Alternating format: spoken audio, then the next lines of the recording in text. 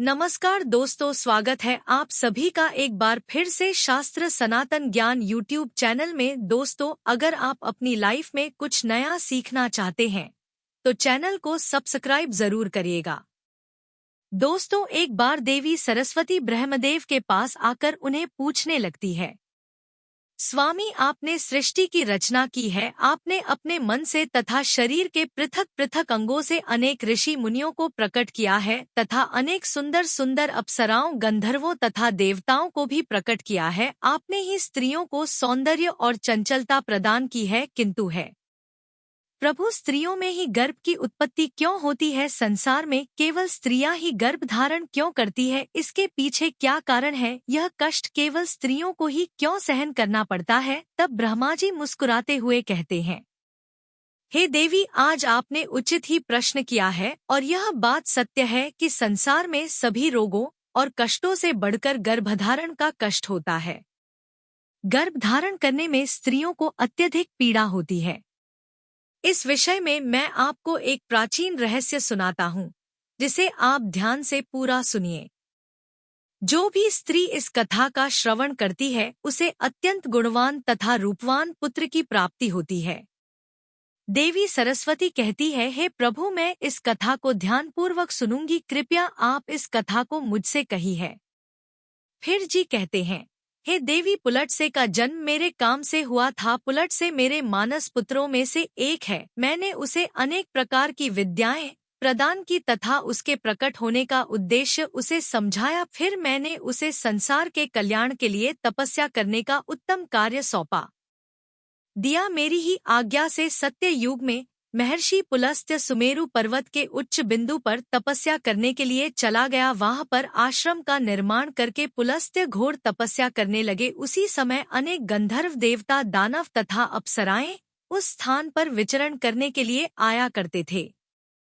उन सभी की दृष्टि से पर पड़ी तो वे सभी उनकी चेष्टा करने लगे। उन्होंने पुलिस की तपस्या में अनेक बार विघ्न उत्पन्न करने का प्रयास किया। खेल खेल में अप्सराएं पुलट के ताप को भंग करने का प्रयास करने लगी, उनकी तपस्या में बाधा निर्माण करने लगी।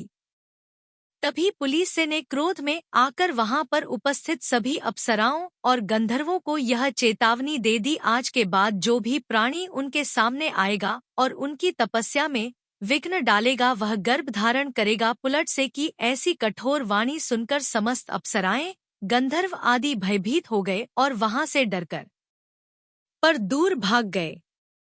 उसी समय में पर्वत की अंदर में कृषि ऋण बिंदु की कन्या हरवीर भुवा अपने माता पिता के साथ निवास करती थी। वह महर्षि पुलस्त्य के कहे गए वचन को नहीं जानती थी। फिर एक दिन वह अपनी सहेलियों को खोजते हुए सुमेरु पर्वत के उस स्थान पर चली गई जहां पर ऋषि पुलट से तपस्या कर रहे होते हैं। ट्रेन बिंदु की कन्या अपनी सहेलियों को पुकारते हुए महर्षि पुलस्त्य के आश्रम पर पहुंच गई। जब हरवीर भुआ महर्षि पुलस्त्य के सामने आकर खड़ी हो गई तो उनकी दृष्टि उस स्त्री पर पड़े। महर्षि पुलस्त्य से की दृष्टि पड़ते ही उलट सिर्फ के श्राप का प्रभाव उस पर पड़ने लगा। तत्काल ही उसका शरीर पीला पड़ने लगा और वह उसी क्षण गर्भवती हो गई। अचानक स्वयं के शरीर में इस प्रकार का विचित्र बदलाव देखकर हरवीर भुआ अत्यंत घबरा गई। उतने में ही उसकी सखी या उस स्थान पर आ गई तो हरवीर भुवा ने उन्हें उस घटना के बारे में बता दिया। फिर हरवीर भुवा की सहेलियां उसे लेकर उसके पिता के घर पर चली गई। वहां जाकर हरवीर भुवा ने अपने पिता को सारा वृतांत सुना दिया। अपनी पुत्री की यह बात सुनकर महर्षि ट्रिम बिंदु को बड़ा दुख हुआ। अब उन्होंने ध्यान लगाकर सब कुछ देख लिया तो उन्हें पता चला कि महर्षि पुलस्त्य के द्वारा श्राप दिए जाने पर उनकी पुत्री गर्भवती हो गई है। इससे वे अत्यंत दुखी हो गए और तुरंत ही अपनी कन्या को साथ में लेकर वे सुमेरु पर्वत पर चले गए। वहां पर उन्होंने महर्षि पुलस्त्य को देखकर उन्हें नमस्कार किया और क्षमा याचना करने लगे। कृषि बिंदु कहने लगे, हे महर्षि, आप तो साक्षात ब्रह्मा जी के मानस पुत्र हैं। सारे संसार में आपकी कीर्ति है। आप परम दयालु और परम कृपालु हैं। आज मेरी पुत्री के द्वारा अनजाने में ही अपराध हुआ है। वह आपके द्वारा कहे गए कथन से अनजान थी। आप ही के श्राप के कारण आज मेरी पुत्री गर्भवती हो गई है। यह संसार की पहली स्त्री है जो गर्भवती बनी है। इसीलिए हे मुनिवर, अब मेरी पुत्री से कौन विवाह करेगा? इसे तो कलंक लग जाएगा। इसीलिए मैं आपसे प्रार्थना करता हूँ कि आप मेरी कन्या को पत्नी के स्वरूप में ग्रहण कीजिए। मेरी कन्या सर्वगुण संपन्न है, उसके मन में किंचित मात्र भी दोष नहीं है। वह अनजाने में ही आपके श्राप को ग्रहण किया है। यह सदैव ही आपकी सेवा में तत्पर रहेगी। इस प्रकार से ऋषि रण बिंदु ने आदरपूर्वक महर्षि पुलस्त्य से विनती की। ट्रम्प बिंदु के आदर सत्कार और स्तुति से महामुनि पुलट से अत्यंत प्रसन्न हुए और हरवीर बुआ को दिए गए श्राप से उन्हें बड़ा दुख हुआ। फिर उन्होंने ऋषि ट्रेन बिंदु को आश्वासन देते हुए कहा, है मुनिवर, मैं आपकी स्तुति से अत्यंत प्रसन्न हूँ। मेरे ही श्राप के कारण तुम्हारी कन्या गर्भवती हुई है, इसीलिए मैं तुम्हारी कन्या को मेरी पत्नी के रूप में ग्रहण करता हूँ। इसीलिए तुम अब चिंता न करो। इस प्रकार से महर्षि पुलस्त्य में प्रशीतन बिंदु की कन्या हरवीर भुवा को पत्नी के रूप में स्वीकार किया। तदनंतर ट्रेन बिंदु की कन्या हरवीर भुआ महर्षि पुलस्त्य के साथ उनके आश्रम पर ही रहने लगी और दिन रात सच्चे हृदय से उनकी सेवा करने लगी। महर्षि पुलस्त्य भी देवी हरवीर भुवा की निस्वार्थ सेवा, पतिव्रता, धर्म और भक्ति से अत्यंत प्रसन्न हुए और उनसे कहा, है देवी, मैं तुम्हारी सेवा और भक्ति से अत्यंत प्रसन्न हूँ, इसीलिए मैं तुम्हें मेरे ही समान पुत्र की प्राप्ति होने का वरदान देता हूँ। जिस समय तुम मेरे सामने आई थी उस समय में वेदों का पाठ कर रहा था और तुमने वेदों का श्रवण भी किया है, इसीलिए तुम्हारा पुत्र चारों वेदों में पारंगत होगा और समस्त संसार को वेदों का ज्ञान प्रदान करेगा। तुम्हारा यह पुत्र सारे संसार में विश्रवा के नाम से प्रसिद्ध होगा।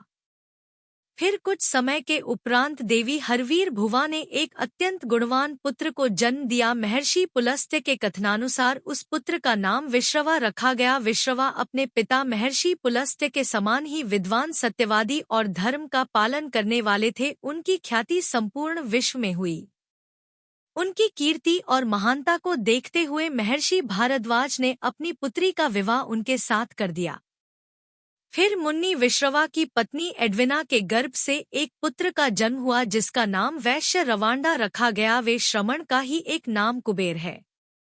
कुबेर जी ने ब्रह्मा जी को प्रसन्न करने के लिए कठोर तपस्या की। फिर कुबेर की तपस्या से प्रसन्न होकर ब्रह्मदेव ने उन्हें वरदान दिया और उन्हें उत्तर दिशा का स्वामी तथा धन अध्यक्ष बना दिया। इसके साथ ही मन की गति से चलने वाला पुष्पक विमान कुबेर को भेज दिया। कुबेर जी धन के स्वामी है। गंधमादन पर्वत पर स्थित संपत्ति का चौथा भाग कुबेर जी के ही नियंत्रण में है।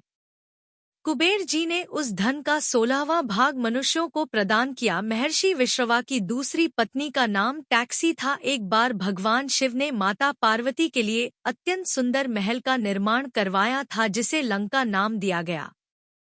उस लंका के गृह प्रवेश के समय भगवान शिव ने ऋषि विश्रवा को भी निमंत्रण दिया हुआ था। ऋषि विश्रवा अपनी पत्नी को लेकर लंका के गृह प्रवेश में गए थे। जब भगवान शिव ने ऋषि विश्रवा को दान मांगने के लिए कहा तब विश्रवा की दुष्ट पत्नी कैकसी ने छल से उन्हें लंका मांग के लिए विवश कर दिया और भगवान शिव तो भोलेनाथ है, उन्होंने विश्रवा को लंका दान में दे दी, जिससे माता पार्वती को अत्यंत क्रोध आ गया और उन्होंने टैक्सी को श्राप देते हुए कहा, आज तुमने मेरे पति से जिस सोने की लंका को मांगा है, एक दिन वे ही तुम्हारी इस सोने की लंका को जलाकर भस्म कर डालेंगे। जिसके बाद विश्रवा जी ने भगवान शिव द्वारा प्रदान की गई सोने की लंका को अपने पुत्र कुबेर को प्रदान की, किंतु बाद में कैकसी के पुत्र रावण ने कुबेर से वह लंका छीन ली। लेकिन त्रेता युग में भगवान शिव के अवतार हनुमान जी ने उस सोने की लंका को जलाकर भस्म कर डाला। ब्रह्मदेव कहने लगे, हे देवी, इस प्रकार से महर्षि पुलस्त्य के श्राप के कारण संसार की स्त्रियां एक गर्भवती होती है। मैंने संसार की समस्त स्त्रियों को पुरुषों से भी अधिक सहनशील बनाया है। उनमें हर दुख को सहन करने की क्षमता पुरुषों से अधिक है। इसीलिए स्त्री की रचना करने में मुझे सबसे अधिक समय लगा। गर्भ धारण करना यह स्त्रियों के लिए श्राप रूपी वरदान ही है। मैंने स्त्रियों के अंदर ममता और प्रेम का भाव डाल दिया, जिससे स्त्रियां अपने बालक का लालन पालन कर सके। इस संसार में स्त्रियों की तुलना किसी से नहीं की जा सकती। स्त्रियां ही संसार की आधार है। इसीलिए इस संसार की सर्वश्रेष्ठ रचना स्त्री को ही कहा गया है। तो दोस्तों, इस प्रकार से महर्षि पुलस्त्य के श्राप के कारण ही संसार की स्त्रियां गर्भवती होती है। आपको यह कथा कैसी लगी, कमेंट करके अवश्य बताएं। दोस्तों, आज के लिए इतना ही। कमेंट में जय मां लक्ष्मी जय विष्णुदेव जरूर लिखते। माता रानी आपकी सभी मनोकामना पूर्ण करें। दोस्तों, आज के लिए बस इतना ही। मिलते हैं अगले वीडियो में। धन्यवाद। आपका दिन शुभ हो।